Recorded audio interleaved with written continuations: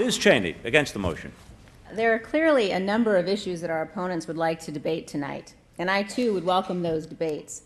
I would readily accept a debate on the topic, was it right for America to go to war in Iraq?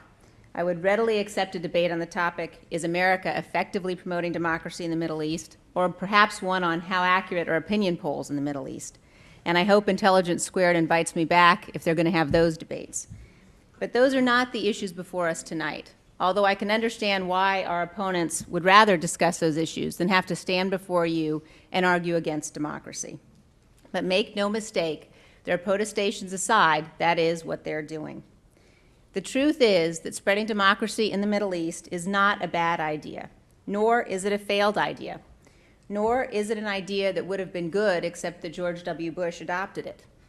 It is, by any objective measure, a good idea, the right idea, and a necessary policy choice for America today. Here are some facts. America is at war with an enemy driven by radical ideological hatred to destroy us and all that we stand for.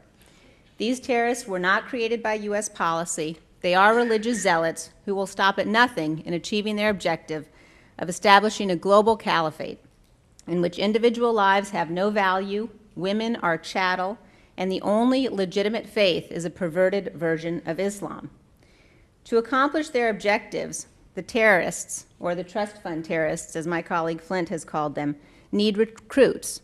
Because the truth about the trust fund terrorists is they don't do the dirty work themselves. They've got to find young men and women willing to strap bombs onto their bodies, detonate them, killing themselves, and taking as many innocents with them as possible. For decades, the terrorists have known that they can prey most effectively in societies where young people live in despair, where they have no hope for a better future here on Earth, in societies that are characterized by brittle, autocratic regimes and closed statist economic systems. For too many years, America perpetuated this status quo. We supported those authoritarian regimes. We ignored the aspirations of their people. This policy, essentially the one that our opponents would have us return to tonight, brought only a false sense of security and stability. It is true that young people in the Arab world, as elsewhere, yearn for the freedom to be heard.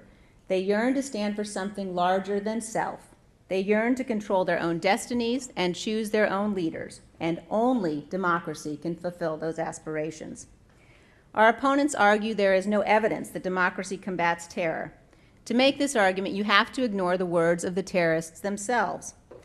If you read the captured letters of former al-Qaeda in Iraq chief Abu Musab al-Zarqawi, whom my colleague Danny Pletka quoted, you will see in 2005 he wrote, quote, "We have declared a bitter war against the principle of democracy and all those who seek to embrace it." The terrorists have done this because they know the fundamental truth that people never choose to be ruled by al-Qaeda or the Taliban. Those are the ideologies that must be imposed by force. Our opponents tonight also argue that supporting democracy is messy and that elections do not always turn out the way we would like them to. That is certainly true here in America as well. But that is essentially an argument about how to effectively promote democracy, not one about whether promoting democracy is a bad idea. So let's dispense with some straw men and agree on several things. Promoting democracy is not only about supporting elections. Elections are necessary but not sufficient, and often they should come last in the reform process, not first. America's democracy policy should and does include supporting freedom of speech, freedom of the press, freedom of religion, women's rights, and a thriving civil society. Asserting, as our opponents do, that somehow promoting democracy in the Middle East is an imperial imposition of American values requires ignoring two critical facts. The first is you have to ignore that the desire for freedom is a universal human desire. At its base, this is an assertion, regardless of what they say, that only some people, maybe those of us fortunate enough to be born in the West, really desire human freedom. At least 50% of our panel tonight is living evidence that that claim is not defensible. Our opponent's position also requires ignoring the massive change underway in the Middle East today. 5 or 6 years ago, state press dominated the media in the region. Today, there's been an explosion of independent newspapers, television programming, and access to the internet. 6 years ago, no woman had ever run for or voted in an election in the Gulf. Today, they've done both. 6 years ago, a discussion about democracy in the Arab world would have brought ridicule and potentially jail time. Today, leaders, reformers, journalists, and millions of others are engaged in a constant, ongoing debate and discussion about democracy. And America's actions in this regard matter. As an Egyptian reformer said recently, when the outside world softens its call for reform, regimes are emboldened to ignore their citizens' rights. Knowing that we are on the side of those fighting for freedom empowers them, and it strengthens them. Abandoning them or this cause would be unjust and unwise. In that regard, our opponents tonight need to answer this question. If you are truly concerned about America's credibility and image in the Middle East, why are you willing to accept the grave damage that will be done to that credibility if America adopts your approach, if we return to the policy of support for autocrats and turn our backs on the aspirations of the Arab people? Finally, consider this.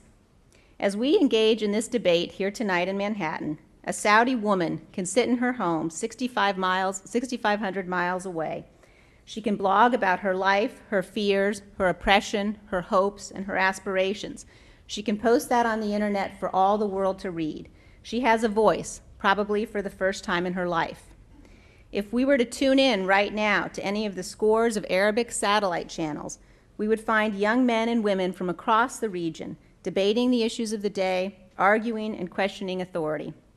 Adopting the path proposed by our opponents would be to betray those young men and women. Would our opponents have us tell young Arab men and women that America doesn't believe they're ready for democracy? Would they have us say to women across the Gulf that although they have been able over the last few years to vote and run for office, that was just temporary, and America has now decided we won't support their efforts any longer? Would they have us assert that we, in our ultimate wisdom, have decided that instead of supporting freedom fighters, we will throw America's great and unparalleled strength behind autocrats and against the people? That, surely, is a world in which the terrorists have won. That is a world in which neither the terrorists nor the Americans support democracy. And that is not a world in which I imagine many of us would like to live. Thank you.